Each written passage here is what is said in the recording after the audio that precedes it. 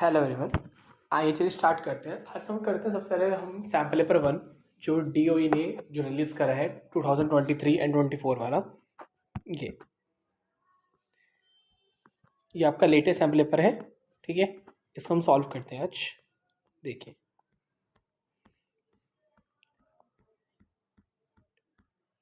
इसमें टोटल आपके 20 MCQ हैं।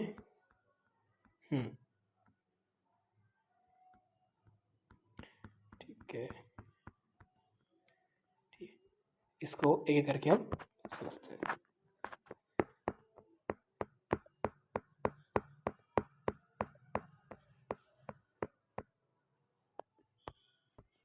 सेम है, बस मैंने क्या कर दिया, इसको कॉपी करके यहाँ पर आपके सारे आंसर भी फिल कर दिए कि मतलब आपको करने में कोई प्रॉब्लम नहीं आएगी। देखिए आपसे कहते हैं बिजनेस स्टडी क्लास 11th जो हमारा जो सैम्पल पेपर रिलीज करा गया है उसमें फर्स्ट क्वेश्चन आपसे कहता है the occupation in which people work for other and get remuneration. ऐसा कौन सा ऑक्यूपेशन है जो इंसान जो पर्सन करता है दूसरों के लिए और उसके बदले में क्या करता है, उसको कुछ रिम्यूनरेशन मिलती है, इट मीन सैलरी मिलती है। तो आपको पता है इतना, तो यह है आपका बिजनेस है, प्रोफेशन है, एम्प्लॉयमेंट है या ट्रेड है। इसका आपका आंसर है एम्प्लॉयमेंट। एम्प्लॉयमेंट में क्या करती है, हमारे को क्या मिलती है, सैलरी मिलती है और हम ये काम दूसरों के लिए करते हैं। चलिए नेक्स्ट आते हैं स्टेटमेंट। कहता है इंटरपोर्ट ट्रेड। पता है इंटरपोर्ट ट्रेड क्या होता है? इसमें क्या होता है, हम क्या करते हैं एक सामान, जैसे मान लेते हैं इंडिया है,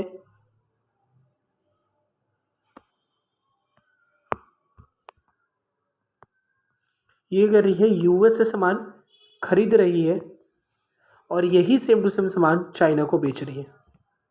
चेंज कुछ नहीं करती है, बस ये क्या करती है US से खरीदती है और चाइना को बेचती है।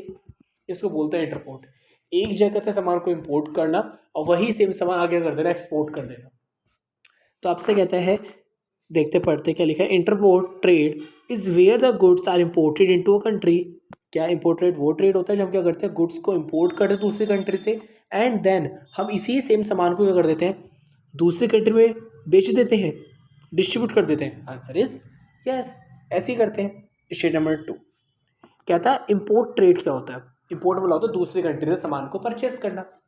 अब इसमें लिखा है it refers to purchase goods from one country, एक कंट्री से खरीदना, for the purpose of selling to the another country. क्या इम्पोर्ट ट्रेड में हम ऐसा करते हैं कि सामान को खरीदते थे और दूसरी कंट्री में बेचते हैं? नहीं, वो तो हमारा इंटरपोर्ट था जो हमने जस्ट ऊपर पढ़ा है। इम्पोर्ट मतलब होता है एक कंट्री से क्या करेगी, जैसे कि इंडिया क्या करेगी US से सामान को खरीद लेगी और इंडिया में क्या करेगी उसको बेच देगी, इंडिया में ही बेच देगी, ना कि दूसरी कंट्री में। अगर आप उसको दूसरी कंट्री में बेच रहे हो तो वो आपका इंटरपोर्ट बन जाता है, ठीक है। तो इंटरपोर्ट की डेफिनेशन बिल्कुल सही लिखी हुई है, एक कंट्री से सामान को परचेस करना, दूसरी कंट्री में सामान को बेच देना। बट दूसरी स्टेटमेंट गलत है क्योंकि इसमें लिखा है इम्पोर्ट ट्रेड की डेफिनेशन उन्होंने ये लिखी है कि एक कंट्री से खरीदना और दूसरी कंट्री में बेच देना। नहीं, ऐसा नहीं होता। इम्पोर्ट मतलब होता है एक कंट्री से खरीदना और उसको उसी कंट्री में इस्तेमाल कर लेना। सामान US से इंडिया आया था तो इंडिया में इस्तेमाल हो जाएगा, हम दूसरी कंट्री नहीं बेच देंगे। अगर बेच भी रहे हैं फिर हम उसको बोलते हैं इंटरपोर्ट, ना कि इम्पोर्ट, ठीक है। तो हम कह सकते हैं हमारी फर्स्ट स्टेटमेंट ट्रू है एंड सेकंड स्टेटमेंट हमारी फॉल्स है। चलिए थर्ड पे आते हैं। कहते हैं द मेन डिसएडवांटेजेस क्या है जनरल पार्टनरशिप का? सबसे बड़ा नुकसान क्या होता है पार्टनरशिप का? देखते हैं पहले क्या कह रखा है आपसे। कहते हैं अनलिमिटेड लायबिलिटी होती है पार्टनर्स की। Answer is yes. डिसएग्रीमेंट होता है अमंग्स द पार्टनर। क्या मतलब जो पार्टनर के अंदर मतलब कैसा लड़ाइयाँ या जो उनके एग्रीमेंट्स बनते नहीं है, ये भी होता है। शेयर्ड मैनेजमेंट, इनको मैनेजमेंट अपना शेयर करना पड़ता है। डिफिकल्टी इन द टर्मिनेशन, यहाँ पर क्या होता है बहुत ज़्यादा क्या डिफिकल्टीज का मतलब फेस करनी पड़ती है टर्मिनेशन में। यस, बट सबसे इंपॉर्टेंट हमारा अनलिमिटेड लायबिलिटी। पार्टनर्स की लायबिलिटी क्या होती है? अनलिमिटेड होती है। ये सबसे बड़ा नुकसान है। इससे कंपनी की कह सकते हैं लोगों का जो मतलब सामान है, जो भी चीज़ें वो सब चीज़ें क्या हो सकती हैं, जा सकती हैं। तो इसमें आपका हो गया द अनलिमिटेड लायबिलिटी होती है पार्टनर की लायबिलिटी क्या होती है? अनलिमिटेड लायबिलिटी होती है। नेक्स्ट आता है आपसे कहता है आपको ये इमेज दे रखी है, ठीक है, बाटा की दे रखी है। आपको हमने चैप्टर पढ़ा था उसमें हमने एग्जांपल इसका लिया था, तो आपको याद होगा, इसको देख के समझ आ गया होगा। कहता है इसको क्या करना, आपको डिफाइन मतलब कि पहचानना कौन सी है। डिपार्टमेंटल है, चेन है, मेल ऑर्डर है या टेली शॉपिंग है? आपको पता है इसका आंसर क्या है? Chain stores. ठीक है, ये क्या करती है? चेन स्टोर में मतलब इधर भी खुलती है, मालिक इसका एक होता है और मतलब लोगों के जो घर होते हैं उनके आसपास करते हैं, शॉप्स को ओपन ये कर देता है। इसका बेस्ट एडवांटेज ये है, हम क्या कर सकते हैं, जो शॉप ओपन करते हैं तो अपना सामान यहाँ से खरीद रहे हैं उसको एक्सचेंज दूसरी जगह भी करवा सकते हैं, उसको हम बोलते हैं चेन स्टोर। नेक्स्ट आते हैं, अब आपसे कहते हैं which are the following enterprise may benefit the most from an establishment brand name at the time of the incorporation. जब कंपनी बन रही होती है तो कहते हैं सबसे ज़्यादा बेनिफिट क्या होता है जब हम ब्रांड नेम बनाते हैं। डिपार्टमेंट अंडरटेकिंग मतलब क्या होता है? गवर्नमेंट के अंडर होता है, ये भी गवर्नमेंट कंपनी गवर्नमेंट के अंडर है। स्टेटरी कॉर्पोरेशन गवर्नमेंट के अंडर है। इंपॉर्टेंट है जॉइंट वेंचर। जॉइंट वेंचर क्या होता है? जब दो कंपनी कोलैब कर लेती है आपस में, जैसे कि इसका बेस्ट एग्जांपल है जॉन जैकब्स और लेंसकार्ट। अब क्या होता क्या है, लेंसकार्ट जो है वो खाली करता है बस लेंसेज बनाता है, और जॉन जैकब क्या करता है? ओनली फ्रेम बनाता है। लेंसकार्ट खाली लेंस बनाता है, जॉन जैकब खाली फ्रेम बनाता है। ठीक है, तो जॉन जैकब क्या करता है? अपनी फ्रेम दे देता है, ये बनाता है जॉन जैकब, और लेंस इसमें लगाता कौन है? लेंस को लगाएगा इसमें लेंसकार्ट। तो दोनों कंपनी क्या है? बड़े बड़े लेवल पे। लेंसकार्ट ने जॉन जैकब को ही क्यों चूज करा? कि उसका ब्रांड नेम था। ठीक है, कह सकते हैं जॉन जैकब थोड़े अच्छे फ्रेम्स बनाता है वो, इसलिए कहा जाता है विच आर द फॉलोइंग, कौन सी ऐसी एंटरप्राइजेज है जो क्या करती है? बेनिफिट देती है सबसे ज़्यादा ब्रांड नेम का। Joint venture. अगर जॉइंट वेंचर मतलब कि जब भी हम किसी कंपनी के साथ कोलैबोरेशन कर रहे होते हैं तो पहले हम यही देखते हैं उसका ब्रांड नेम है भी या नहीं है। जैसे बायजू ने आकाश को परचेस करा, उसको पहले उसने चेक करा कि आकाश में कोई पोटेंशियल है या नहीं है, क्या आकाश का कोई ब्रांड नेम बना हुआ है, लोग उसको पसंद करते हैं या नहीं करते, जो भी रीजंस है उसने अगर पहले फाइंड आउट करा। ठीक है, तो joint venture is the answer. Which of the following types of organization has the capability of expanding the market territory, operating the network of the subsidiary branches affiliates? जो अपना एफिलिएट्स मतलब होता है जो अपना काम किसी दूसरे से करवाना, मार्केटिंग करना बाहर जाकर। ठीक है, ऐसा करता कौन है? एमएनसी करती है, मल्टीनेशनल कंपनी जो अपनी करते हैं अलग अलग जगह ब्रांच ओपन कर देती है। मैचिंग आती है, मैचिंग आती है एक नंबर की आती है, और थोड़ा सा करने का ना इसका एक ट्रिक होती है, मैचिंग करने की इसके अंदर एक ट्रिक होती है। देखते पहले पढ़ लेते क्या लिखा है। कहता है सर्विसेज। ठीक है, कहता है आपसे सर्विसेज है, इसका आंसर दें क्या होगा? कमर्शियल बैंक का, मेल सर्विसेज का, गुड्स का। देखिए तो चलिए चेक करते हैं, हमारे से कहता है सर्विसेज। सर्विसेज क्या होती है? इंटेंजिबल होती है। ठीक है, एंड जो क्या बोलते हैं कमर्शियल बैंक, ये क्या होते हैं? कमर्शियल बैंक क्या होते हैं आपके? आपको फंड प्रोवाइड करते हैं ये। मेल सर्विसेज क्या करती हैं? पार्सल की फैसिलिटी देती हैं। गुड्स क्या करता है? आपको फिजिकल अपीयरेंस देता है, मतलब कि हमारे सामने होता है। ठीक है, तो हमारे को दिख गया फर्स्ट का आंसर डी है, सेकंड का सी है, थर्ड का बी है और फोर्थ का ए। तो हमारे को दिख गया हमारा कौन सा है ये? फर्स्ट का डी, सेकंड का सी और इसका ए। ठीक है, तो हमारे को दिख गया हमारा आंसर क्या है ये। अब इसको ट्रिक क्या करने की, माने तो आपको इसमें से कोई एक चीज़ नहीं पता, आप सबसे पहले बोलो फाइंड आउट कर लो किसी भी एक को। अब मैंने सबसे पहले मुझको सबसे बेस्ट लगा, हमने कर लिया गुड्स को फाइंड आउट कर लिया। पार्सल फैसिलिटी बात की बात, फंड इंटेंजिबल होती नहीं, सामान जो होते हैं इंटेंजिबल, बट गुड्स के हमेशा ना फिजिकल अपीयरेंस होती है। इतना मुझे पता चल गया कि फोर्थ का आंसर तो पक्का ए ही है, और फोर्थ में ए आंसर खाली एक ही जगह है, बस ये रहा। तो हमारा पक्का है, इसका जो हमारा आंसर हो गया क्या हो गया आपका? ये फर्स्ट पार्ट। ठीक है, तो आप ऐसे ही मतलब और भी कर सकते हैं। आपने कमर्शियल बैंक का चूज़ कर लिया, कमर्शियल बैंक आपको पक्का पता क्या देता है? आपको फंड रेमिटेंसेस देता है, मतलब आपको फंड प्रोवाइड करता है, इतना आपको पक्का पता चल गया। सेकंड का आंसर पक्का सी है, सेकंड का आंसर सी आपको फर्स्ट और सेकंड में दिख रहा है। फिर आपको करना है इसके अंदर, इतना पता चल गया कि इसका आंसर ये नहीं हो सकते। फिर आपको क्या जो माइंड लगाना है, आपको खाली दो इसमें लगाना है या तुक्का भी लगाना है, चले आप। ठीक है, तो हमारा आंसर हो गया ये। अब आपसे कहते हैं next, dash is not a type of general insurance. कौन सा जनरल इंश्योरेंस का टाइप नहीं है? इंश्योरेंस के टू टाइप्स होते हैं, फर्स्ट इज LIC, ठीक है। सेकंड इज जनरल इंश्योरेंस, ठीक है। और जनरल इंश्योरेंस के अंदर आता है फायर, जनरल इंश्योरेंस के अंदर आता है मरीन, एंड जनरल इंश्योरेंस के अंदर ही कौन सा आता है, फेडेलिटी। तो मरीन भी आता है, फेडेलिटी भी आता है, फायर भी आता है, बट जनरल इंश्योरेंस का कौन सा टाइप, कौन सा नहीं है, LIC is not a general insurance, LIC general insurance नहीं होती है, ठीक है। चलिए नेक्स्ट करते हैं। अब कहता है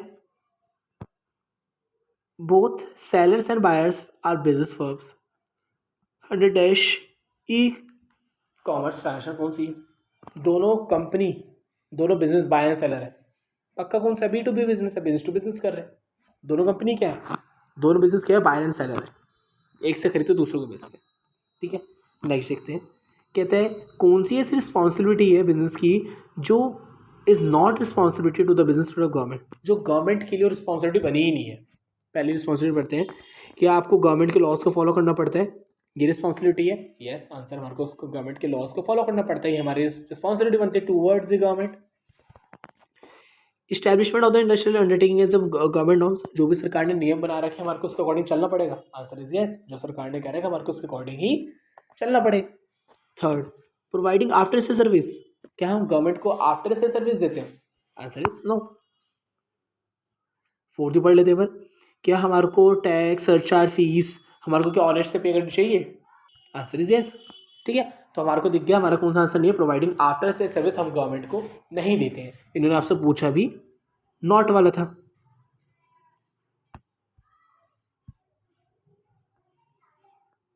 ठीक है, चलिए नेक्स्ट देखते हैं, कहते हैं dash is not a major type of electronic commerce, जो इलेक्ट्रॉनिक कॉमर्स का पार्ट नहीं है। आपने पढ़ा है B2C पढ़ा है, B2B पढ़ा है, C2C पढ़ा है, पर C2B तो नहीं होता ना कभी भी, कस्टमर बिजनेस को सामान बेचे, ठीक है, तो आपका ये नहीं हो सकता। नेक्स्ट, अब कहता है आपको पहचानना है शेयर फर्स्ट, ऑनर फंड, क्या ऑनर फंड इंक्लूड्स करता है री इन्वेस्टमेंट टू बिजनेस, क्या ऑनर फंड में हम जो हम पैसा कमाते हैं क्या उसको हम दोबारा से री इन्वेस्ट कर देते हैं बिजनेस में, answer is yes. Owner fund के अंदर 3 टाइप्स है आपके, पहला आपका आता है इक्विटी, फिर आपका आता है प्रेफरेंस एंड थर्ड आपका आता है रिटेन अर्निंग्स। मतलब कि रिटेन अर्निंग्स में क्या होता है, जो आप पैसा कमाते हो अपनी कंपनी में दोबारा से उसको री इन्वेस्ट कर देते हो। नेक्स्ट पढ़ते हैं, आपसे कहते हैं ओनली शॉर्ट टर्म और limited needs could be fulfilled by the internal source of fund, क्या जो हम बिजनेस में पैसा इन्वेस्ट करते हैं उससे क्या हमारी खाली शॉर्ट टर्म की जो नीड्स है वही फुलफिल हो सकती है, आंसर इज नो। अगर हम इंटरनल बिजनेस है, it means internal source of funds, क्या इससे हम क्या कर सकते हैं, जो लिमिटेड नीड्स, तो इसमें ना आपका स्टेटमेंट भी सेकंड भी सही है, क्योंकि इसमें आपका लिखा हुआ है ओनली शॉर्ट टर्म और लिमिटेड नीड्स इंटरनल सोर्स, जितना आपके पास पैसा है आप उससे शॉर्ट टर्म और लिमिटेड नीड्स ही फुलफिल कर सकते हैं। आप सोचें हर चीज़ हम फुलफिल नहीं कर सकते, आंसर इज यस, बिल्कुल दोनों सही है स्टेटमेंट, तो ये ना गलत है, इसमें आपका होगा सी आंसर, ठीक है, दोनों स्टेटमेंट सही है। जो ऑनर फंड होता है उसमें क्या होता है कि हम जो पैसा कमाते हैं वो पैसा बिजनेस में लगा देते हैं, आंसर इज यस, री इन्वेस्ट कर देते हैं, आंसर इज यस। सेकंड कहता है क्या इंटरनल सोर्स, जो हमारे पास जो पैसा होता है उससे क्या हम खाली शॉर्ट टर्म और लिमिटेड नीड्स ही फुलफिल कर सकते हैं, आंसर इज यस। चलिए नेक्स्ट आपसे कहता है which is not the characteristics of small business, जो स्मॉल बिजनेस का पार्ट नहीं है, अनलिमिटेड वर्क स्कोप, अगर जो छोटी कंपनी है वो क्या उसके पास अनलिमिटेड काम होगा, आंसर इज नो, ये आपका आंसर हो गया। फिर भी पढ़ लेते हैं एक बार, क्या वहाँ का मैनेजमेंट फ्री होता है, क्या वहाँ का मैनेजमेंट बहुत अच्छा होता है, बहुत स्ट्रिक्ट होता है, नहीं ऐसा तो नहीं होता है, तो मैं कह सकते हैं वहाँ का मैनेजमेंट फ्री होता है, बिल्कुल कोई रेस्ट्रिक्शन नहीं होती, बिल्कुल फ्री मैनेजमेंट वहाँ का होता है छोटी कंपनीज के अंदर। थर्ड, प्रायोरिटी ऑफ वर्कर्स, क्या वहाँ के वर्कर्स को प्रायोरिटी दी जाती है काम में, हाँ क्योंकि वर्कर होते ही 3-4, ज़्यादा तो वर्कर होते नहीं है। लिमिटेड इन्वेस्टमेंट, क्या वहाँ पर इन्वेस्टमेंट लिमिटेड करी जाती है, हाँ छोटी कंपनी तो इन्वेस्टमेंट लिमिटेड होती है, तो इसलिए आपसे कहता है हमारा हो गया अनलिमिटेड वर्क स्कोप, हमारे पास काम क्या होता है, अनलिमिटेड काम नहीं होता है, ये हमारा करेक्टरिस्टिक्स नहीं है। हाँ, अगर ये लार्ज स्केल होता ना उसका करेक्टरिस्टिक्स हो सकता था, क्योंकि वहाँ पर काम क्या होता है, अनलिमिटेड उस पर होता है, पाथ पे। ठीक है, नेक्स्ट देखते हैं। अब कहते हैं dramatic work is protected under, जो मतलब ड्रामेटिक वर्क होता है, जो भी काम करा जाता है, जो भी आप कुछ काम कर रहे हैं आपको पहले के लेना पड़ता है उसको कॉपीराइट। ठीक है, तो कह सकते हैं आपका काम प्रोटेक्टेड रहता है अगर आप क्या कर रहे हैं, कॉपीराइट है, मतलब वो काम आपके नाम ही रहेगा। ठीक है, कॉपीराइट मतलब कि वो चीज़ आपके नाम रहेगी और किसी के नाम वो नहीं होगी।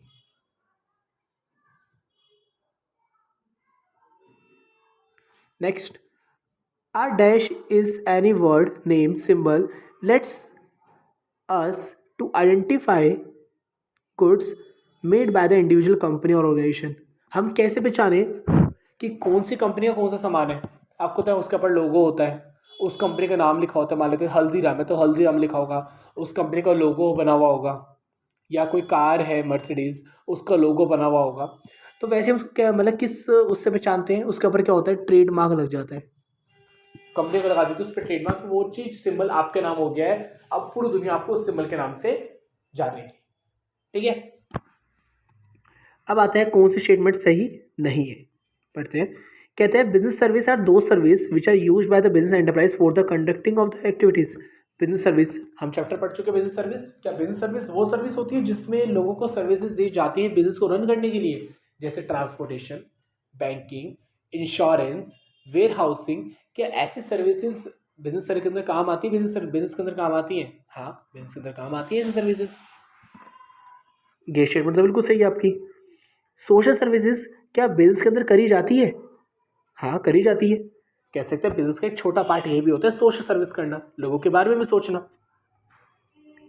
Personal service are those service which are experience differentiated by the different customer. Personal service जो हम खुद को अपने आप को सर्विस देते हैं, क्या हर कस्टमर की पर्सनल सर्विस अलग होती है? हाँ, आप अलग तरीके से अपने लाइफ स्टाइल सस्टेन कर रहे हैं, हम अलग तरीके से कर रहे हैं सस्टेन। ठीक है, हर इंसान की क्या होती है, हर कस्टमर की क्या होती है, लाइफ जो लाइफ साइकिल होती है सबकी क्या होती है, अलग अलग होती है। क्या कमर्शियल बैंक को कमर्शियल बैंक रेगुलेशन एक्ट उसको मतलब वो करता है रेगुलेट? Answer is no. इसको कौन करता है रेगुलेट कमर्शियल बैंक को? RBI, reserve bank of India करता है। तो कह सकते हैं हमारा स्टेटमेंट गलत है, हमारे से पूछी इन्होंने कौन सी थी, नॉट, जो सही नहीं है। नेक्स्ट सीरीज है GST कब आई थी? 1 जुलाई 2017 को आई थी। WTO ने किसको स्टैब्लिश करा था? At the final act of the Uruguay round agreement of, answer is GATT।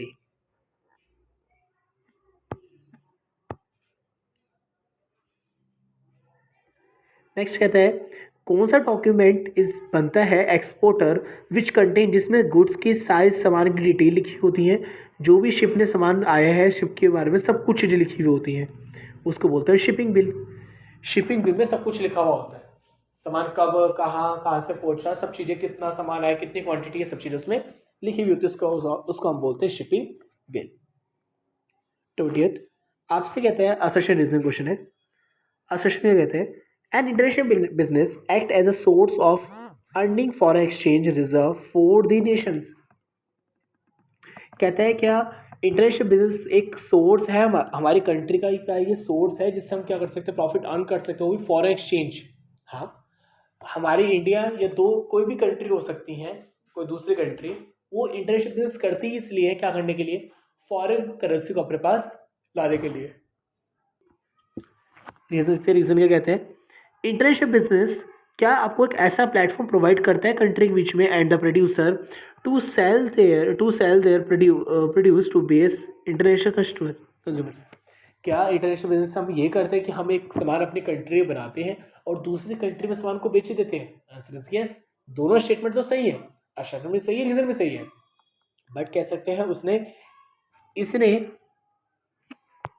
इसका रीजन नहीं बताया सही से। दोनों स्टेटमेंट बिल्कुल सही है, तो आंसर हो गया आपका बी। ठीक है, अब आते हैं हमारे क्वेश्चन आंसर्स। ठीक है, जो हमारे 3 number 4 number 5 number 6 number question है उस पर आते हैं हमारे 20 MCQs हो गए। आई होप से आपको समझ आ गए होंगे। चलिए आगे बढ़ते हैं, और हमारे को एक MCQ करने में 1 मिनट लगा, फाइनली हमारे 20 मिनट हो गए पूरे। चलिए अब कहता है state the different types of economic activity. हमारे पास 3 इकोनॉमिक एक्टिविटीज़ है जिससे हम पैसा कमा सकते हैं। पहला है बिजनेस, दूसरा है प्रोफेशन, तीसरा employment. Business, profession, employment. Business क्या होता है? ये एक ऐसा business, it refers to the economic activity which is conducted regular basis, जो रेगुलर बेसिस से पैसा कमाया जाता है सामान को खरीद कर बेचकर, उसको हम कहते हैं बिजनेस। प्रोफेशन ये एक ऐसा है जिसमें आप अपने स्किल्स का इस्तेमाल करते हैं, वो भी स्पेशल स्किल का, आपके पास कुछ अलग से नॉलेज होती है, जस्ट लाइक सीए, उसके पास स्पेशल नॉलेज होती है। एम्प्लॉयमेंट ये क्या करते हो? आप किसी के अंडर रहकर काम करते हो और आपको उसके बदले में रेम्यूनरेशन, इट मीन सैलरी आपको मिल जाती है। तो बिजनेस एक्टिविटीज हमारे पास 3 होती है। पहली आती है उसमें इकोनॉमिक एक्टिविटी। इकोनॉमिक एक्टिविटी हमारे पास टोटल 3 होती है। पहला आता है business, profession and third is employment. कहते हैं how would you classify the business activities? आप बिजनेस एक्टिविटी को कैसे क्लासीफाई करेंगे? हमारे पास 2 टाइप को बिजनेस एक्टिविटीज होती है। एक होता है इंडस्ट्रीज, एक होता है कॉमर्स। आपकी मर्जी है, आप इंडस्ट्रीज वाले में भी काम कर सकते हैं, कॉमर्स वाले में भी काम कर सकते हैं। इंडस्ट्रीज में क्या होता है? सामान को बनाना। कॉमर्स में क्या होता है? सामान को एक जगह से दूसरी जगह पहुंचा देना। पढ़ते हैं चलिए। आपसे कहते हैं it is concern with the production of processing. इसमें अगर तो सामान को बनाते हो या उसमें कुछ प्रोसेस करते हो आप। Industries refers to the economic activity which are connected with the conversation of resources into useful goods. Generally the term industries used for the activity in which mechanical appliances and technical skilled involve. यहाँ पर क्या होता है? Technical skills क्या होती है यहाँ पर इन्वॉल्व होती है। और दूसरा आपका इसमें अगर तो सामान के अंदर आप कुछ ना कुछ थोड़ा बहुत चेंज कर देते हो, उसको हम कहते हैं इंडस्ट्रीज। दूसरा कॉमर्स। कॉमर्स इंक्लूड्स करता है जिसमें क्या होता है? सामान को आप एक जगह से करते हैं दूसरी जगह पहुंचा देते हो, उसको हम कहते हैं कॉमर्स, जिसके 2 पार्ट होते हैं, ट्रेड और ऑक्सिलरी ट्रेड। ठीक है, ट्रेड मतलब सामान को एक जगह से दूसरी जगह पहुंचाना। ऑक्सिलरीज के तो बहुत सारे आते हैं मतलब सर्विसेज। पहली आती है आपकी बैंकिंग, फाइनेंसिंग, वेयर हाउसिंग, ठीक है, और बहुत सारी। तो आपको समझ आ गया। इकोनॉमिक एक्टिविटी हमारे पास टोटल 3 है। बिजनेस है, प्रोफेशन है और एम्प्लॉयमेंट है। बट बिजनेस एक्टिविटी हमारे पास 2 है। आप इंडस्ट्रीज में काम कर सकते हो या आप कॉमर्स में काम कर सकते हो। चलिए नेक्स्ट पढ़ते हैं। What do you understand by the social responsibility of business? How is different from the legal responsibility? आप क्या समझते हैं सोशल रिस्पॉन्सिबिलिटी ऑफ बिजनेस का मतलब क्या होता है? पहले इसको डेफिनेशन पढ़ लेते हैं। Social responsibility of business to pursue their this policies to make their those decisions और to follow those lines of action which are desirable in terms of the objective of the value for the society. इसमें क्या होता है? Social responsibility मतलब क्या होता है? आपको कुछ ऐसा काम करना है जो लोगों के लिए क्या हो, बहुत ज़्यादा हेल्पफुल हो, जो लोगों के लिए क्या हो, बहुत ज़्यादा हेल्पफुल हो, जिसमें लोगों की हेल्प मतलब कह सकते हैं हम लोगों का वेलफेयर करें। सोशल रिस्पॉन्सिबिलिटी मतलब होता है जो हमारे आस पड़ोस, जो हमारे आसपास की जो जनता है, हमारे को करना है उसका वेलफेयर करना है। ठीक है, हमारे को उनके लिए भी बहुत कुछ सोचना है, क्योंकि हमारी इनकम वहाँ से क्या होती है? जनरेट होती है। फिर आपसे आगे क्वेश्चन और दूसरा क्वेश्चन पूछा है, ये कैसे अलग है लीगल रिस्पॉन्सिबिलिटी से? कहता है social responsibility is a broader than the legal responsibility of business. Social responsibility बहुत ही ज़्यादा बड़ी है as compare to legal responsibility से। कहते हैं लीगल रिस्पॉन्सिबिलिटी में be fulfilled by many compliance with the law, but social responsibility includes voluntary obligations towards society but not covered by the law. Law में बहुत सारी ऐसी चीज़ें लिखी है जिससे हम इतनी सोशल रिस्पॉन्सिबिलिटी करते हैं, उससे कुछ नहीं होगा। हमारे को थोड़े लॉ से एक्स्ट्रा भी क्या करनी पड़ती है? सोशल रिस्पॉन्सिबिलिटी करनी पड़ती है। तो इसमें लिखा हुआ है कि सोशल रिस्पॉन्सिबिलिटी बहुत बड़ी टर्म है एज कम्पेयर टू लीगल से। लीगल मतलब कि जो सरकार ने क्या रखा है कि क्या बोलते हैं, लोगों को आपको करना है सामान सस्ता बेचना है, जैसे सरकार ने एमआरपी डिसाइड कर दिया है, ठीक है, लीगल तरीके से। बट आपको हम क्या करते हैं? सामान को उससे भी कम के भाव में बेच देते हैं। क्यों? हम चाहते हैं कस्टमर्स का वेलफेयर हो, उनके साथ सही तरीके से ट्रीट करा जाए, उनको सही प्राइस दिया जाए। एमआरपी आपको तो काफ़ी सामान जो होता है ना, काफ़ी जो मतलब गुड्स होते हैं उनके ऊपर एमआरपी लिखी होती है, बट कभी कभार शॉपकीपर ना उससे ज़्यादा तो बेच नहीं सकता, उससे कम पर भी बेच देता है। अगर आप होल से थोड़ा ज़्यादा साइड जाएंगे ना, आपको सामान उससे कम पे भी मिल जाएगा। लीगल तरीके से एमआरपी है, बट आपको क्या करना पड़ता है? थोड़ा और वेलफेयर करने के लिए सामान को एमआरपी से भी कम बेचना पड़ता है। तो अगर आप एमआरपी पे ही बेचोगे तो आपका वेलफेयर नहीं हो सकता, अगर आप लीगल तरीके से चलोगे तो। हम इलीगल तो जा नहीं रहे, हम तो बल्कि सरकार की और हेल्प कर रहे हैं। सरकार ने कहा था सामान 50 का बेचना है, उसको तो बल्कि मैं सामान को और सस्ता बेच रहा हूँ, मैं तो उसको 40 का बेच रहा हूँ। ठीक है, तो यहाँ पर क्या होता है, हमारे को वो भी वेलफेयर भी करना पड़ता है, ज़्यादा वेलफेयर करना पड़ता है एज कम्पेयर टू लीगल, जो हमें सरकार ने डिसाइड करा है। सरकार ने कहा सामान आपको 50 का बेचना है, हम क्या करेंगे, लोगों हमारे हम क्या करेंगे, कस्टमर्स का वेलफेयर और करने के लिए हम क्या करेंगे, सामान को 45 का या 40 का बेच देंगे, इससे और कस्टमर का वेलफेयर हो जाएगा। नेक्स्ट कहता है, how does market information provide by the wholesaler benefit the manufacturer. It means आपसे बात आपसे इन्होंने पूछी है, क्या क्या सर्विसेज देता है होलसेलर मैन्युफैक्चरर को। पहली सर्विस क्या देता है, बाहर से डिमांड लेके आता है। ठीक है, बाहर से कहने मतलब ये है, हमने आपको यादों को पढ़ा था, यहाँ पर आपको कौन बैठा होता है, मैन्युफैक्चरर, होलसेलर एंड इधर बैठा होता है रिटेलर। तो होलसेलर मैन्युफैक्चरर को क्या क्या सर्विसेज देता है, पहला आ गया आपका इंफॉर्मेशन प्रोवाइड करता है, मिडिल मैन की तरह काम करता है, फाइनेंशियली इसकी मदद करता है, ये सामान को एडवर्टाइज करता है, ये सामान को स्टोर भी करता है, ये एंड इकोनॉमी को भी क्या करता है, बूस्ट अप करता है, इकोनॉमी को करता है बहुत ज़्यादा ये ग्रो करता है। ठीक है, अब कहता है, इमेजिन करिए आपकी लाइफ कैसी होगी अगर लोकल मार्केट्स ना हो। लोकल मार्केट जो हमारे घर के आसपास शॉप्स होती हैं, आपकी लाइफ कैसे होगी अगर ये ना हो तो क्या क्या डिफिकल्टीज आपको फेस करनी पड़ेंगी। पहला, non availability of the product without a local market. अगर ऐसे लोकल मार्केट्स ना हो तो सामान तो अवेलेबल होगा ही नहीं हमारे घर के आसपास, हमारे घर के आसपास सामान अवेलेबल नहीं होगा। हमारे को नई नई इन्फॉर्मेशन, जो नए नए सामान आ रहे हैं, हमारे को उसके बारे में इन्फॉर्मेशन पता ही नहीं होगी, क्योंकि यहाँ पर सारी की सारी दुकानें बंद हो गई। मान लो जिस एरिया में आप रहते हैं उस एरिया में दूर दूर तक सारी दुकानें बंद हो गई, ओपनिंग नहीं, सारी दुकानें फाइनली बंद हो चुकी हैं। ठीक है, तो आपका नुकसान, पहला नुकसान तो ये है कि आपको सामान आपके घर के आसपास अवेलेबल अब नहीं होगा। दूसरा नुकसान क्या है कि क्या बोलते हैं, इन्फॉर्मेशन, आपको जो भी मार्केट में नया सामान आ रहा है आपको उसके बारे में इन्फॉर्मेशन होगी ही नहीं। क्यों? क्योंकि पहले क्या होता था कि आप जाते थे दुकान पे, दुकान में बहुत सारी, मतलब कह सकते हैं फ्लेवर्स, मान लेते टॉफ़ी है उसका, बिस्किट के टॉफ़ी हो गए, बिस्किट के हो गए, उनके फ्लेवर्स रखे होते थे। पहले तो आप क्या कर लिया करते थे, उसको देख लिया करते थे, आप तो वो भी देखने वाला है ही नहीं। ठीक है, नेक्स्ट आता है आपका lack of variety of products. अभी तो क्या होता है, हमारे घर के आसपास शॉप्स हैं, उसके बिस्किट की बहुत सारी वैरायटीज़ होती हैं। ठीक है, बट जब अगर यहाँ से सारे शॉपकीपर चले जाएंगे तो आपके पास तो वैरायटी बचेगी ही नहीं। ठीक है, नेक्स्ट, आपको आफ्टर से सर्विस नहीं मिलेगी, क्योंकि आपके घर के आसपास कोई शॉप ही नहीं होगी। आफ्टर से सर्विस का कहने मतलब ये होता है कि मान लो मैं बिस्किट परचेस करके लाया हूँ और वो बिस्किट पर ना एक्सपायरी डेट है, तो मैं शॉपकीपर का दोबारा चल रहा हूँ एक्सचेंज करवाने के लिए, क्योंकि घर के साथ में होगी, वो तो घर के आसपास ही होगी। अगर ये घर के आसपास ना हो तो हम तो अपनी जो भी क्वेरीज है सॉल्व कर ही नहीं सकते। ठीक है, तो हमारा क्या कह सकते हैं, वहाँ पर क्या होगी, आफ्टर से सर्विस भी ज़्यादा अच्छी नहीं होगी। ये सारे क्वेश्चंस आप पढ़ लेना। ठीक है, और इनकी जो बोल्ड हेडिंग है वो अच्छे से याद कर लेना। क्वेश्चंस चांसेस हैं, अभी तक जो प्रीवियस पेपर्स हुए उसके अंदर से सैम्पल पेपर में से 1 या 2 क्वेश्चन रिपीटेड आया है, एमसीक्यू में से भी आया इनफैक्ट। तो आप एमसीक्यू बड़े अच्छे से पढ़ लेना, समझ लेना अच्छे से। ठीक है, और दूसरा, नहीं समझ आता तो उस एमसीक्यू को याद कर लेना, या मुझे कमेंट कर देना तो आपको मैं समझा दूंगा। दूसरा, ये जो क्वेश्चन है सबके बोल्ड हेडिंग आप बड़े अच्छे तरीके से कर लेना। ठीक है, अच्छे से क्वेश्चन को पढ़ लो, क्वेश्चन को अच्छे से समझ लो।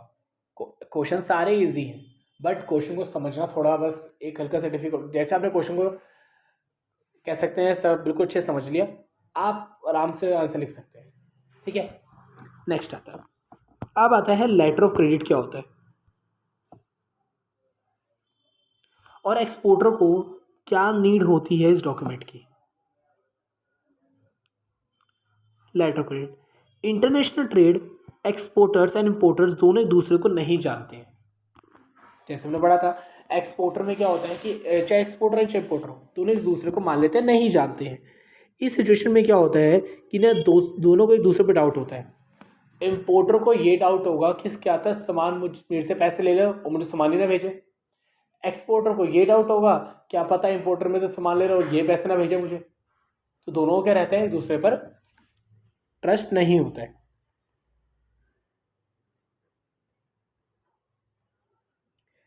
LC to him, LC is issued by the bank. LC कौन इशू करता है? बैंक इशू करता है।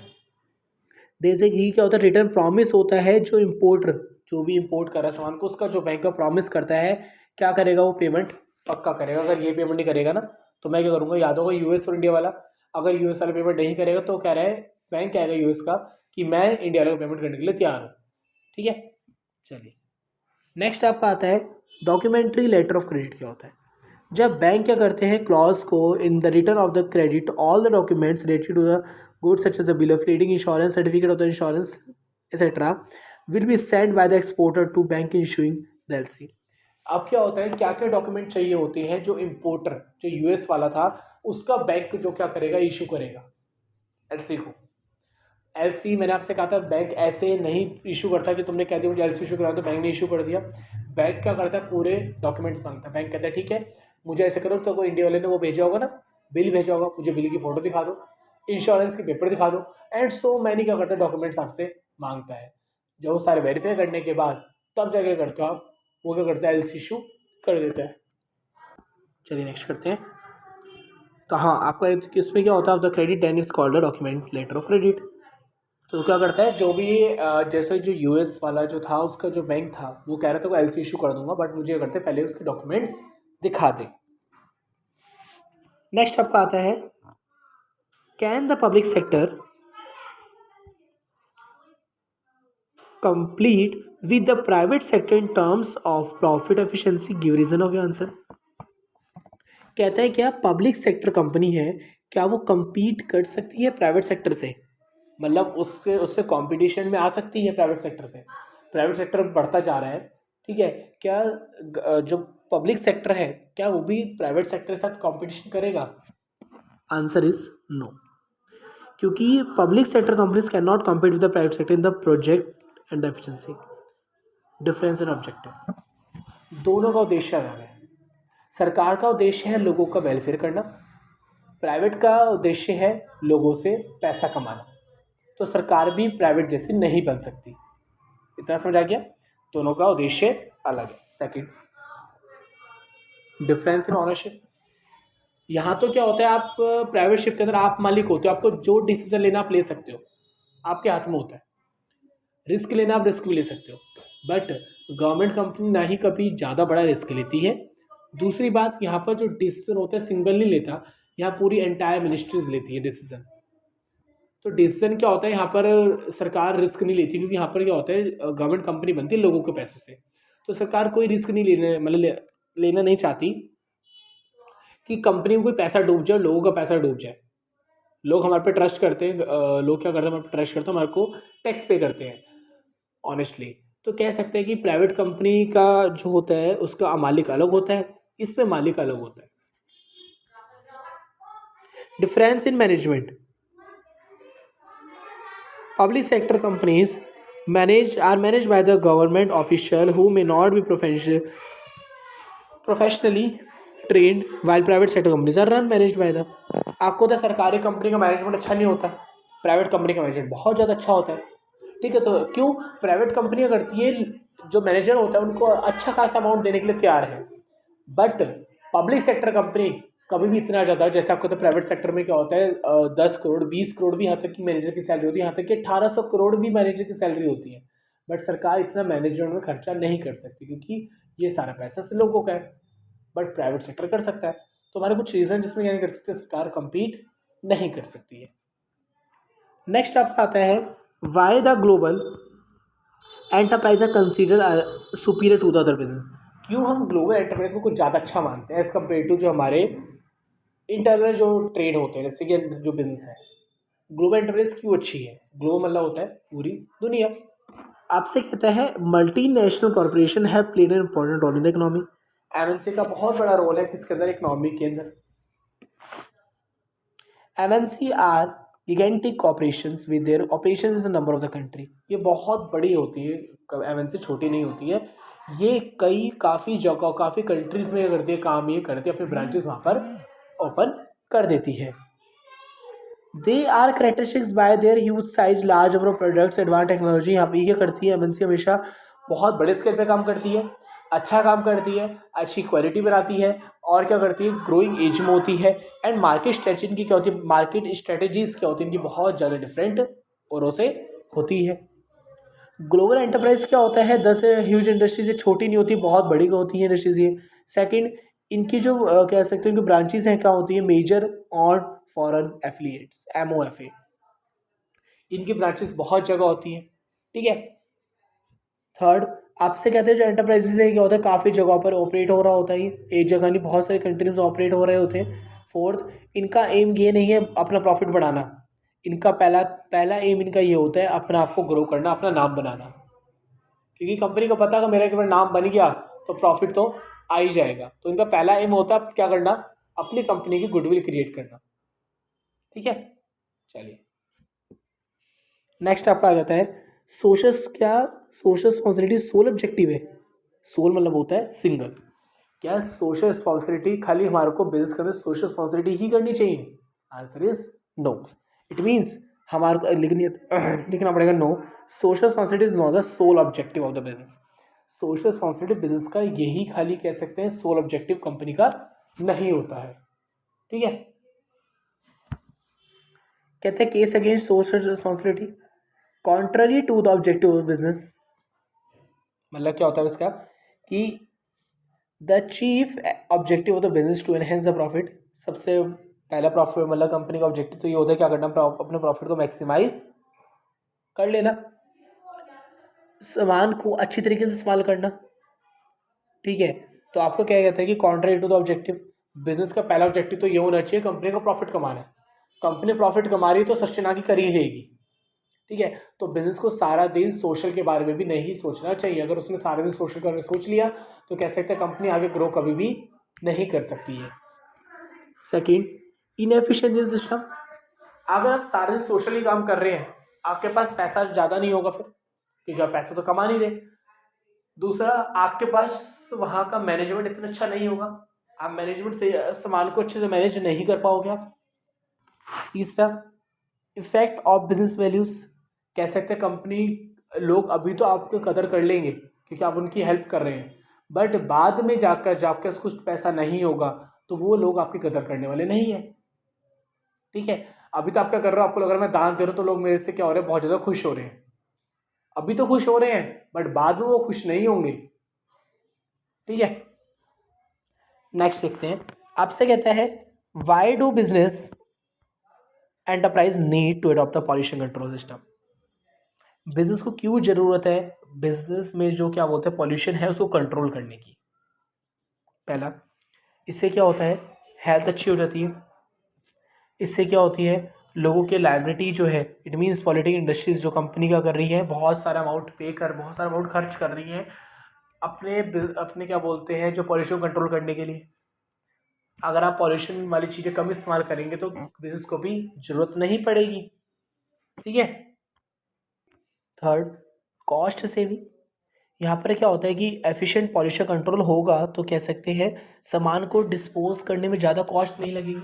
अगर आप सामान ही ऐसा बना रहे हो उसमें बहुत सारा पॉल्यूशन होता है तो आपको क्या करना पड़ेगा, पॉल्यूशन कंट्रोल करने के लिए भी क्या करना पड़ेगा, उसमें बहुत सारा खर्च करना पड़ेगा।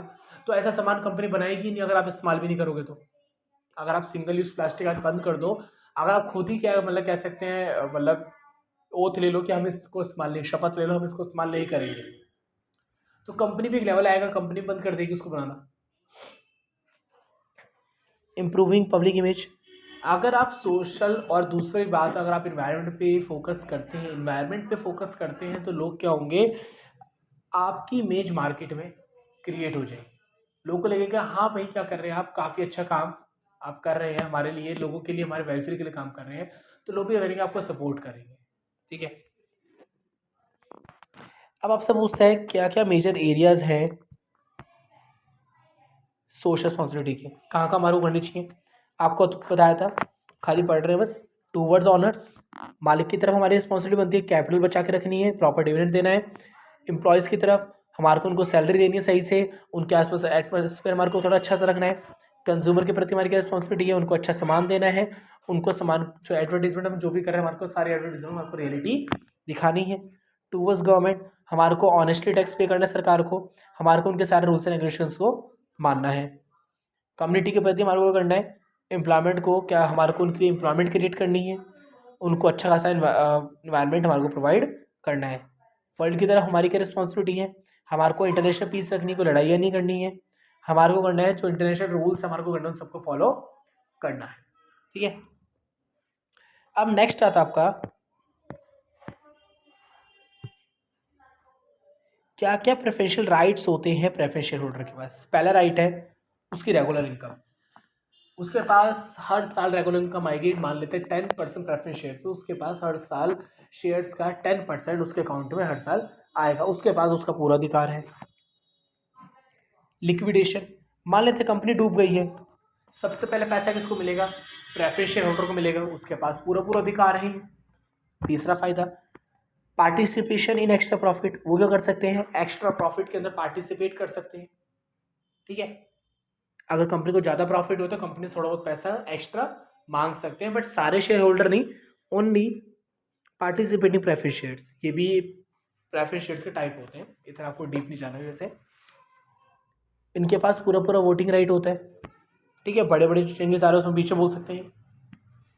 चल नेक्स्ट क्वेश्चन आपसे कहता है what is trade credit and bank credit, क्या होता है और शॉर्ट टर्म फाइनेंस के लिए बहुत ज़्यादा इंपॉर्टेंट क्यों है। पहला आता है ट्रेड क्रेडिट, क्या होता है, it refers to the credit facility which is extended by one businessman to another purchase of goods on credit. जब एक बिजनेसमैन दूसरा बिजनेसमैन को क्या करता है, सामान उधार में बेच देता है, जैसा आपको पता है होलसेलर हमेशा सामान क्या करते हैं, ज़्यादातर रिटेलर को उधार में ही बेचता है, उसको हम कहते हैं ट्रेड क्रेडिट। कि जब दो बिजनेसमैन क्या करते हैं आपस में डील करते हैं, दो बिजनेसमैन क्या करते हैं जब आपस में डील करते हैं, और जब क्या करता है एक बिजनेसमैन दूसरे बिजनेसमैन को उधार पर सामान बेचता है, उसको हम कहते हैं ट्रेड क्रेडिट। अब आता है बैंक क्रेडिट, क्या होता है।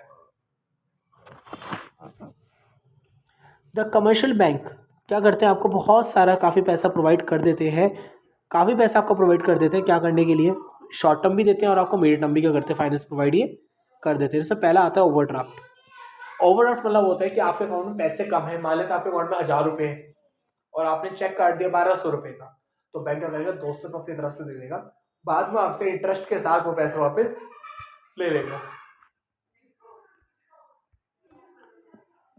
फिर आपका आता है कैश क्रेडिट। बैंक क्या करता है, आपसे क्या कर लेता है, आप क्या कर सकते हो, बैंक से कुछ पैसा ले सकते हैं अगेंस्ट सिक्योरिटी, वहाँ पर बैंक के पास कुछ गिरवी रख दो, सोना गिरवी रख दो, क्या कर देगा, आपको वो भी पैसे दे देते हैं। थर्ड शॉर्ट टर्म लोन्स, आपको कह सकते हैं 5-6 महीने के लिए भी लोन दे देते हैं वो।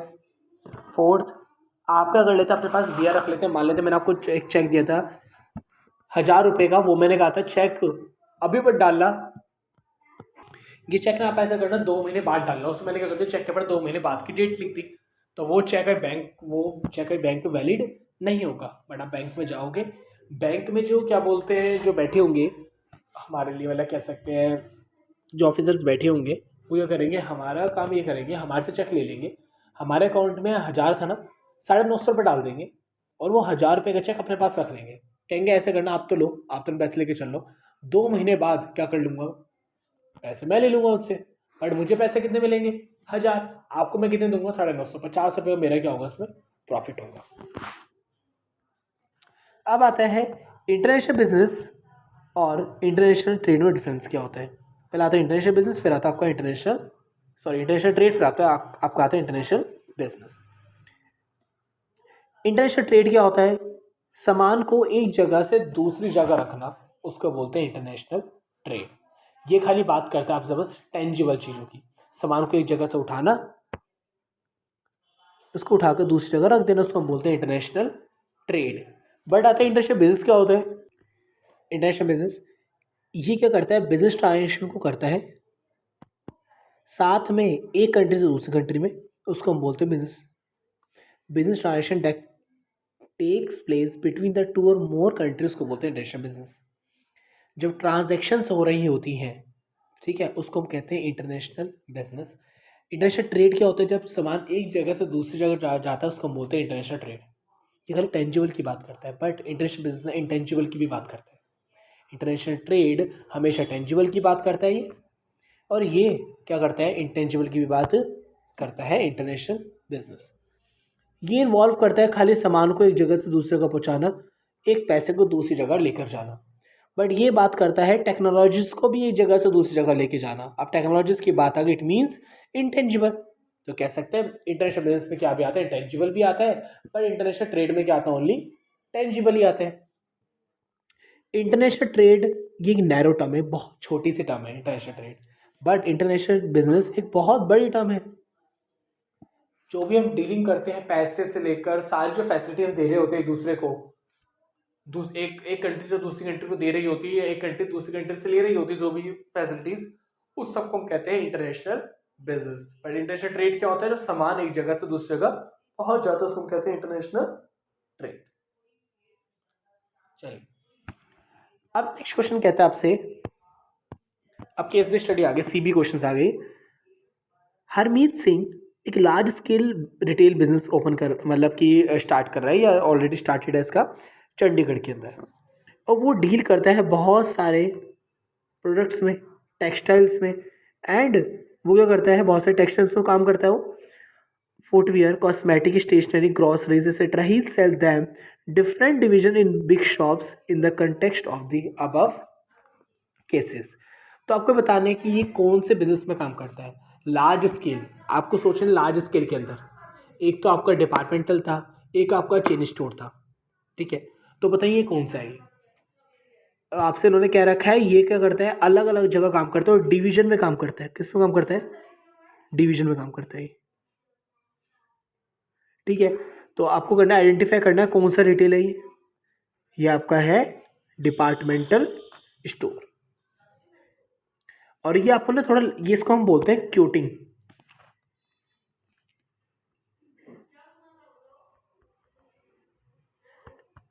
क्योटिंग ऑफ लाइन्स, लाइन को क्योट कर देना। क्योट मतलब क्या होता है, ये मुझे पता कहाँ से चला कि इस कहाँ सा डिपार्टमेंटल है। अब मुझे कहाँ से पता चला, ये इधर लिखा था ही सेल दैम से लेकर इन द बिग शॉप, तो मैंने लिख दिया कि मुझे, आपको ना ये भी लिखा ना, आप पहले लिखा ना डिपार्टमेंटल स्टोर, जो भी इसका आंसर होगा। थोड़ा क्वेश्चन ना अच्छा हो, आंसर अच्छा हो जाओ, थोड़ा थोड़ा कह सकते हैं, प्रेजेंटेशन काफ़ी अच्छी होगी। साथ में आप ये भी लिख देना, डबल कॉमा वो लगा के, इन्वर्टेड कॉमर्स लगा के आप ही लिख देना इसके अंदर कि क्या बोलते हैं, आपको ये चीज़ पता कहाँ से चली कि इसका आंसर क्या है, डिपार्टमेंटल। मुझे यहाँ से पता चला कि ही सेल दैम, वो क्या करता है, काम को डिफरेंट डिवीजन में बांट रखा है बहुत बड़े शॉप के अंदर, ठीक है। कहते हैं इसको कुछ फीचर लिख दो। पहला कहता है क्या करते हैं, एक छत के नीचे बहुत सारे डिपार्टमेंट्स बना देते हैं। दूसरा काम क्या करते हैं, वहाँ पर बहुत सारी चीज़ें अवेलेबल होती हैं। तीसरा काम क्या होता है, ये बहुत बड़ी मतलब सिटीज़ में प्रेजेंट होता है। चौथा काम क्या होता है, ये क्या करते हैं, the customers are provided manufacture, ये लोग क्या करते हैं, बहुत सारे फ्री सर्विसेज प्रोवाइड ये करते हैं। एफिशिएंट सिल्वर वर्क हेयर, यहाँ पर क्या होता है कि बहुत अच्छे तरीके से क्या होता है, काम करा जाता है। अब आता है रोल लिखना है, बहुत ज़्यादा इंपॉर्टेंट क्वेश्चन आपके वाला, ठीक है। थोड़ा सा काफ़ी इंपॉर्टेंट क्वेश्चन है आपके। इसमें आपसे कहता है describe the role of the business in the rural area India. कहता है कि क्या रोल है स्मॉल बिजनेस का हमारी इंडिया की जो ग्रामीण जगह है, इट मीन्स रूरल, गांव की जगह है, वहाँ पर क्या रोल है इसका, देखते हैं। पहला कहता है छोटे बिजनेस क्या करते हैं, एम्प्लॉयमेंट क्रिएट कर देते हैं। दूसरा, इकोनॉमी के अंदर स्ट्रेंथ ला देते हैं, एम्प्लॉयमेंट अच्छी क्रिएट करते हैं, इकोनॉमी के अंदर स्ट्रेंथ ला देते हैं। आपको अपॉर्चुनिटी फॉर आर्टिशियंस, आर्टिशियंस मतलब होता है जो गांव की जो जगह होती है, ठीक है, वहाँ पर क्या होता है, अपॉर्चुनिटी फॉर द आर्टिशियंस, यहाँ पर उनको अपॉर्चुनिटीज मिल जाती हैं। फोर्थ, बैलेंस रीजनल डेवलपमेंट, आपसे कहते हैं बैलेंस रीजनल डेवलपमेंट मतलब क्या होता है, आप क्या कर सकते हैं, अपनी जो एरिया है उसको अच्छे तरीके से, जैसा आप चाहते हो उसको उस तरीके से डेवलप कर सकते हो। These enterprises are often dependent on the local sources of the production, so these businesses can carried on at any place। ये बिजनेस क्या कर सकते हो, आप कहीं पर भी इसको कैरी कर सकते हो। प्रमोशन, इससे क्या होता है, आप छोटा बिजनेस कर रहे हो तो फिर भी कह सकते हैं हमारी घर की जो परिस्थितियाँ हैं, हमारे घर की फाइनेंशियली जो प्रॉब्लम्स हैं वो हमारी थोड़ी बहुत सॉल्व हो सकती हैं। आप थोड़ी स्टैंडर्ड लिविंग आपका बढ़ जाएगा। आप क्या करो, सामान को अच्छे तरीके से इस्तेमाल करोगे। आप पहले सामान को वेस्ट कर दिया करते थे, आप क्या करोगे, सामान को जब आपका बिजनेस बन जाता है आप क्या करते हो, सामान को अच्छे तरीके से, बड़े एफिशिएंट तरीके से करते हो, आप सामान को मैनेज करना स्टार्ट कर देते हो। जैसे हमारे घर में जो मतलब मम्मियाँ होती हैं ना, क्या करती है, मतलब जो भी खाना बनाती है ना, बड़े अच्छे तरीके से उसको मैनेज करती हैं, ख़राब नहीं करती चीज़ों को, क्या करती है जितना हो सकता है क्या करती है उसको इतना इस्तेमाल करती है। अब आपका आता है what measures has a government taken solve the problem of finance and marketing. सरकार क्या कैसे कैसे मदद करती है फाइनेंस एंड मार्केटिंग के अंदर। पहला, सरकार ने काफ़ी सारे स्टेप्स लिए हैं फाइनेंस प्रोवाइड करना किसको, गांव वाले लोगों को या छोटे बिजनेस को। पहला, सरकार ने बैंक ओपन कर दी। सरकार ने कहा मैंने एसबीआई, बैंक ऑफ बड़ौदा और पीएनबी ऐसे ऐसे बैंक ओपन कर दिए हैं, आप क्या कर सकते हैं वहाँ से लोन ले सकते हो। लैंड डेवलपमेंट बैंक, गवर्नमेंट क्या करती है लैंड को डेवलप करने के लिए काफ़ी फंड प्रोवाइड करती है। These banks give long-term loans for some special purposes on the security of immovable property. These banks cover the area of the तहसील और डिस्ट्रिक्ट। ये सरकार क्या करती है, जो छोटे एरियाज होते हैं वहाँ पर क्या कर देती है, उनको लोन प्रोवाइड करती है, फंड प्रोवाइड करती है, क्या करने के लिए, उसको डेवलप करने के लिए। ठीक है, ये जो बैंक हैं 2 टाइप्स के होते हैं। पहला होता है state cooperative agriculture and rural credit bank, दूसरा आपका होता है primary cooperative agriculture and rural development bank. ठीक है, 2 बैंक्स क्या होते हैं यहाँ पर ऑपरेट हो रहे होते हैं। थर्ड आपका आता है रीजनल रूरल बैंक्स, RRB। ठीक है, आपका आता है the major function of this bank is to provide financial and other kinds of help to farmers, labourers, artisans. क्या करता है ये ना आपको, मतलब ये जो मेजर, इसका बहुत बड़ा फंक्शन ये होता है इस बैंक का, to provide the financial and other kinds, या दूसरे तरीके से अगर हेल्प करनी है फार्मर्स की, लेबर्स की, आर्टिशियंस की, क्या करते हैं गवर्नमेंट इनकी मदद कर देती है, हेल्प कर देती है। फंड प्रोवाइड करना या उनको कुछ समझना है काउंसलिंग के लिए, गवर्नमेंट क्या करती है इनकी मदद कर देती है छोटे छोटे बिजनेसमैन की। अब आते हैं काफ़ी इंपॉर्टेंट टॉपिक आपका NABARD, NABARD, national bank for agriculture and rural development. This bank was established on 12 July 1982 के अंदर एस्टैब्लिश हुआ था। ठीक है, this bank is playing an important role in agriculture and rural development in the country. ये bank का बहुत बड़ा रोल है एग्रीकल्चर एंड आ जाते हैं। फर्स्ट पार्ट आपसे कहता है रीफाइनेंसिंग ऑफ एग्रीकल्चर क्रेडिट, मतलब कि the first important function of this bank is the refinancing of agriculture credit. This includes a loan advance by the state government, state corporate banks. ये कहते हैं पहला इसमें इंपॉर्टेंस आपकी ये आ जाती है बैंक की कि रीफाइनेंस ऑफ एग्रीकल्चर क्रेडिट, हमारे को करना है रीफाइनेंसिंग करनी है एग्रीकल्चर क्रेडिट्स की, कि हमारे को जो एग्रीकल्चर जो किसान है हमारे को उनको लोन देना है। This include the loan advance by the state government, हमारे को क्या करना है उनको लोन प्रोवाइड करना है गवर्नमेंट्स को। स्टेट कॉर्पोरेट बैंक, हमारे को करना है कि कॉर्पोरेट बैंक्स बनवाने हैं, जो भी छोटे स्केल पे जो काम कर रहे हैं हमारे को उनको फंड देना है, क्या कर सके बड़े स्केल पे काम वो कर सकें। RRB जो हमने ऊपर पढ़ा था, the NABARD also undertake the inspection of regional rural banks. ये बैंक्स क्या होते हैं जो गांव के अंदर खुले हुए होते हैं, जो एक पर्टिकुलर लोग क्या करते हैं वो हेल्प करते हैं लोन देकर सस्ते ब्याज पर। And also there refinancing and development activities क्या करते हैं, और यहाँ तक कि गांव को डेवलप करने के लिए भी बहुत पैसा करते हैं, वो खर्च करते हैं। Foreign help in respect of the project mean for the development of agriculture. अगर आपको करना पड़ता है फॉरेन की मदद ले सकते हैं, मान लेते हैं इंडिया वाले हैं और उनको एक गाँव है इंडिया के अंदर, उसको डेवलप करने के लिए NABARD एक बहुत बड़ी इंस्टीट्यूशन है, वो क्या कर लेती है US से भी लोन ले सकती है। उनको बताना पड़ेगा कि हमारे को दिल्ली के अंदर एक ये बहुत बड़ा, या यूपी के अंदर, या बिहार के अंदर, या झारखंड के अंदर, जहाँ पर भी बहुत बड़ा एक क्या है एक गांव है, हमारे को करना उसको डेवलप करने के लिए कुछ फंड की नीड है, तो क्या करेंगे आपको फंड प्रोवाइड कर देंगे फॉरेन वाले भी। यहाँ तक कि इंस्टीट्यूशन रूरल क्रेडिट कहता है कि this bank make efforts to strengthen institution rural credit structure. This bank allow the credit to the economic institution. बड़े बड़े कह रहा हूँ सॉरी, गांव में छोटे छोटे इंस्टीट्यूशंस बने हुए हैं, क्या करना उनको लोन देना, उनको लोन प्रोवाइड करना। ठीक है, उनको क्या देना, लोन देना, वो क्या कर सकें उस स्केल पे काम कर सकें, उनको लोन प्रोवाइड्स करना, क्योंकि छोटे स्केल पे उनको लोन देकर क्या होंगे बड़े स्केल पे काम करने लग जाएंगे। तो NABARD के अंदर हमारा इंपॉर्टेंट आ जाता है इसमें। आपसे पहला NABARD के अंदर कहता है ये जो डेट है इसकी 12 जुलाई 1982 है, ये अच्छे साथ कर लेना। एक नंबर में एमसीक्यू में आ सकती है आपकी।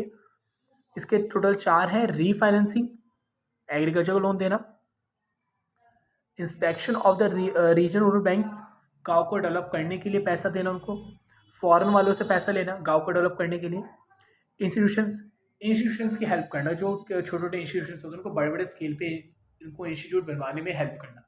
मान लेते हैं मैं हूँ, जैसे मैं ट्यूशन पढ़ाता हूँ, तो मेरे एक छोटे इंस्टीट्यूट है, मेरी हेल्प करेंगे वो क्या करने में, मेरे इंस्टीट्यूट को बड़ा करने के लिए। ठीक है, तो हम क्या कर सकते हैं, उनसे लोन ले सकते हैं। अब आता है क्या करना है आपको, describe the types of insurance, examine the nature of the risk. आपको अलग अलग टाइप की इंश्योरेंस है। पहला आपको होता है लाइफ इंश्योरेंस आती है। लाइफ इंश्योरेंस एक ऐसा कॉन्ट्रैक्ट है जिसमें क्या होता है, इंश्योरर जो कंपनी है वो इंश्योर्ड को पे करती है कुछ अमाउंट आफ्टर ये डेथ, या जो टाइम पीरियड डिसाइड होता है उसके अंदर उसको पेमेंट कर देती है। क्या था, उससे पहले डेथ हो जाए तो कंपनी तब से पे करना स्टार्ट कर देगी, या नहीं डेथ होती है 10 साल पूरे हो जाते हैं तो कंपनी 10 साल के बाद उसके अकाउंट में पैसे हर महीने 10,000 20,000 जो पहले डिसाइड करा गया होगा वो अमाउंट डालना स्टार्ट कर देगी। इससे होता क्या है, इससे क्या रहता है, हमारी फैमिली प्रोटेक्टेड रहती है। अगर हमारे को कुछ हो रहा था, हमारी फैमिली क्या होती है, प्रोटेक्टेड हो जाती है। LIC एंकरेज करती है, इससे क्या होता है, हमारा पैसा रेगुलरली कहीं ना कहीं सेव होता रहता है। हर महीने पहले आपके अकाउंट से 10 साल तक पैसे कटते हैं, माइनस होते हैं। आफ्टर द 10 ईयर्स आपके अकाउंट में पैसा आने स्टार्ट हो जाते हैं। तो 10 साल तक रेगुलरली हमारे अकाउंट से क्या होंगे, पैसे माइनस होते रहेंगे। फिर आपका आता है नेक्स्ट फायर इंश्योरेंस। ये एक ऐसा कॉन्ट्रैक्ट है जो इंश्योरर को इंश्योर्ड करा जाता है कि अगर तुम्हारा सामान आग की वजह से जल जाता है तो हम आपको करेंगे, उसका अमाउंट पे करेंगे। इससे हमारे को क्या, मतलब इससे हम किससे प्रोटेक्शन मिलती है, हमारे को हमारा सामान जल गया कुछ हो गया तो हम क्या कर सकते हैं, हम अपने अमाउंट को रिकवर कर सकते हैं, इंश्योरेंस से पैसा वापस ले सकते हैं। इंश्योरेंस लायबल, इंश्योर लायबल है, क्या करेगा वो, approximate cause of the damage और लॉस, कि बट रीज़न यही होना चाहिए जल, मतलब कि सामान खराब होने का जलना। अगर सामान जला है तभी पैसा मिलेगा, अदरवाइज आपको वो पैसा, मान लेते सामान लेके जा रहा था, आपने फायर इंश्योरेंस करा रखी थी और गलती से वो पानी में गिर गया, कंपनी आपको इंश्योरेंस नहीं देगी आपने, क्योंकि आपने ली थी फायर इंश्योरेंस ना कि मरीन इंश्योरेंस। फायर इंश्योरेंस मतलब कि आग लगेगी तभी पैसे मिलेंगे, तभी तो पैसे नहीं मिलते। फिर आपका आता है मरीन इंश्योरेंस। ये इंश्योरेंस आपको तब मिलते हैं जब क्या होता है, सामान आपका पानी में खराब हो जाता है। इससे क्या होता है, आपका कार्गो शिप या शिप होती है या जो भी होता है, ज़्यादा लॉस हो गया, पूरा सामान खराब हो गया तो कंपनी आपको पे कर देती है, बट रीज़न होना चाहिए only water. Loss cause by the perils of the sea such as a collision. ये हो सकता है क्या पता हमारी एक बहुत बड़ी शिप एक पत्थर से टकरा गई और डूब गई अंदर पानी के अंदर, टाइटैनिक जैसी पानी के अंदर डूब गई वो, तुम्हारा सारा सामान खराब हो गया तो हमारे को वहाँ पर मिलती है मरीन इंश्योरेंस। अब फिर आपसे कहता है एक आकृति, Sonam and the Supriti, 3 friends हैं जो बिजनेस स्टार्ट करती हैं।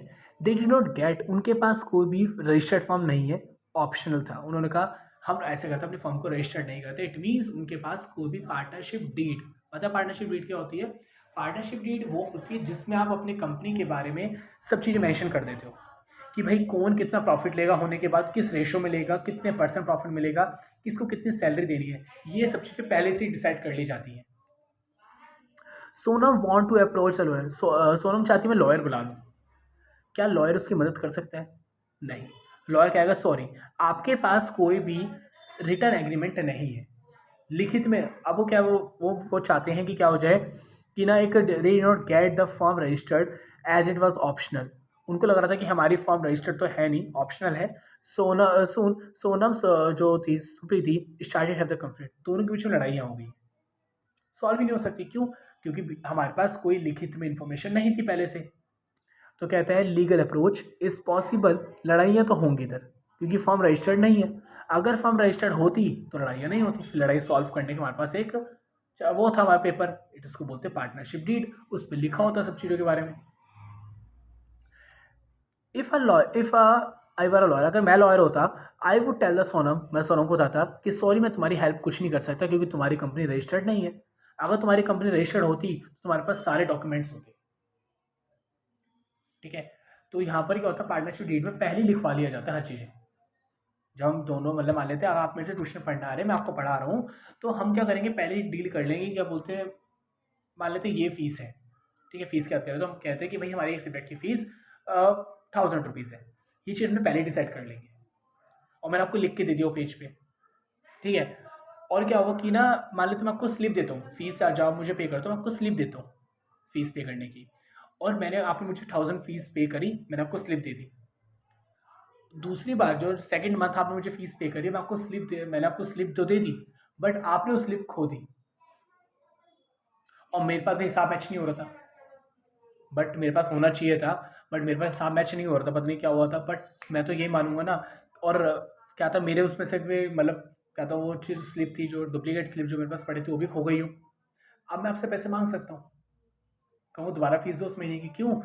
अब आप कहोगे मैं तो दी थी, कहूँगा प्रूफ दिखा दो, आपने दी थी मुझे, मैंने आपको स्लिप दी थी ना, स्लिप दिखाओ है, आपके पास स्लिप होगी ही नहीं क्योंकि आपसे खो गई थी। ऐसे केस में क्या होता है, लड़ाइयाँ फिर होती है। इसको सॉल्व कोई कर ही नहीं सकता।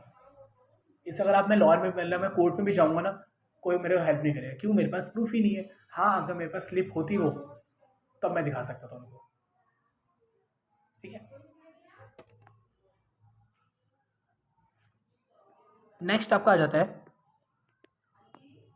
Dhirubhai Chaurasia operates a textile business. वो क्या करते हैं, टेक्सटाइल बिजनेस ऑपरेट कर रहे होते हैं। उनकी फैमिली जॉइंट में काम कर रही है, थोड़ा बहुत शायद समझ भी आ गया होगा आपको। And has a lot of ancestral property, मतलब पूर्वजों की ज़मीन है ये। 15 फैमिली मेम्बर उसी काम में लगे हुए हैं, तो पक्का ही समझ आ गया होगा। He is the eldest male member, वहाँ का जो 15 में से जो एल्डेस्ट मेल मेंबर है वो वहाँ का हेड बन गया है। एंड वो लायबल है, क्या करेगा, क्रेडिटर को पे करने के लिए, सारा अमाउंट पे करने के लिए तैयार हो, उसके पास इतना पैसा अवेलेबल है। तो आप सब कहते बताओ कौन सी फॉर्म ऑफ ऑर्गेनाइजेशन है? Joint Hindu family business. अब इसमें होता क्या है कि क्या बोलते हैं, सब लोग मिलकर काम करते हैं, वही तो काम हो रहे थे, सब लोग मिलकर क्या कर रहे हैं, काम कर रहे हैं। अब कहते हैं क्या लिखना है उसका, आपको फीचर लिखना है, लिख दो। जो भी फीचर आपको बहुत सारे होते हैं, पहला फीचर हो गया अकॉर्डिंग टू हिंदू लॉज, हो गया मैनेजर करते हैं, यहाँ पर सारा काम कौन मैनेज करता है, क्या करता है, मैनेज करता है। लिमिटेड लाइबिलिटी होती है, मेंबरशिप ऑफ बर्थ, यहाँ का ऑनर तभी बन जाता है जब बच्चा पैदा हो जाता है। यहाँ पर मेल मेंबर भी क्या हो सकते हैं, यहाँ पर ज़्यादातर क्या होता है, मेल मेंबर ही करता होते हैं। आई थिंक आपको इतना पूरा सैम्पल पेपर समझ आ गया होगा। अच्छे अच्छे क्वेश्चन हैं, क्वेश्चन ईजी है, आंसर बहुत ईजी है, बट क्वेश्चन को क्रैक करना बड़ा मुश्किल हो जाता है कभी कभार। क्वेश्चन को थोड़ा समझना, इसकी तो केस बेस्ड स्टडी यहाँ तक इनफैक्ट बहुत ईजी है। क्वेश्चन को समझना, क्वेश्चन को क्रैक करना थोड़ा सा डिफिकल्ट कह सकते हैं। अगर आप बस आपने एक बार समझ लिया तब कोई दिक्कत नहीं, फिर तो आप कर सकते हो नॉर्मली काम। बस क्वेश्चन को आपको समझना आना चाहिए बिल्कुल अच्छे तरीके से। ठीक है, अच्छे से समझ लेना। और कल आपको चैप्टर नंबर सेकंड की आपको वो मिल जाएगी, chapter second, sorry sample paper second की आपको वीडियो मिल जाएगी, उसके क्वेश्चन आंसर्स मिल जाएंगे आपको पूरे। और आपको मैं आज जो इंपॉर्टेंट क्वेश्चन है वो भी आपको मार्क करके मैं दे दूंगा। ठीक है, thank you for watching my video.